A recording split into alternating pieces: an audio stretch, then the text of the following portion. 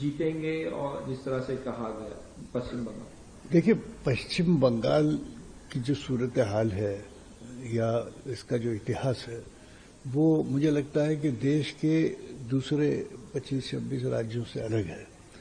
वहाँ जो वोटर्स है वहाँ का, वो बहुत ही कमिटेड है और उसको न तो धमकाया जा सकता है न खरीदा जा सकता है, जिसकी वजह से भारतीय जनता पार्टी पिछले चुनावों में वहाँ अपनी सरकार बनाने में विफल रही है।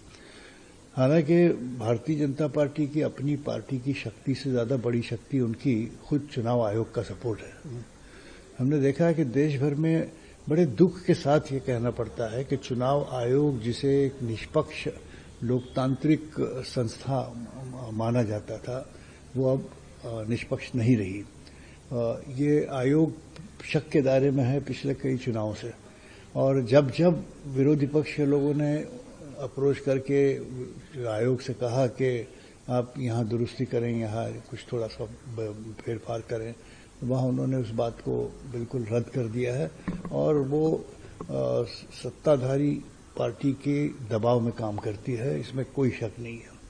वेस्ट बंगाल में हमारे माननीय प्रधानमंत्री जी और गृह मंत्री जी ने भी एक तरह की जिद पकड़ी है कि किसी तरह से टीएमसी को वहां से हटा दिया जाए, और उसके लिए उन्हें पता है कि उनकी अपनी शक्ति, जो लोकतांत्रिक शक्ति है या वोटर्स फॉलोइंग है, जनादेश की बात है, वहां वो कमजोर हैं।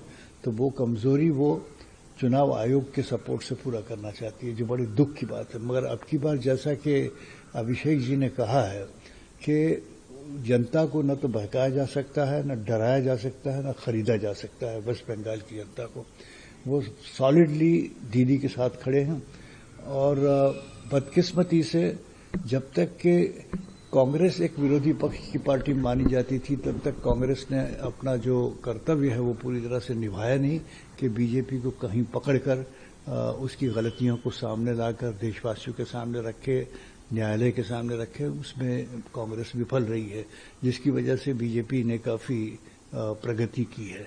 मगर जहां तक कि वेस्ट बंगाल की बात है और टीएमसी की बात है, टीएमसी एक सुशिक्षित और निहायत ही कमिटेड लोगों की पार्टी है। वहां के वोटर्स भी जो हैं, एक आम आदमी वेस्ट बंगाल का है, आम वोटर जो है वो भी निहायत ही कमिटेड है, और उसे आप बहला फुसला कर अपनी तरफ नहीं ले जा सकते।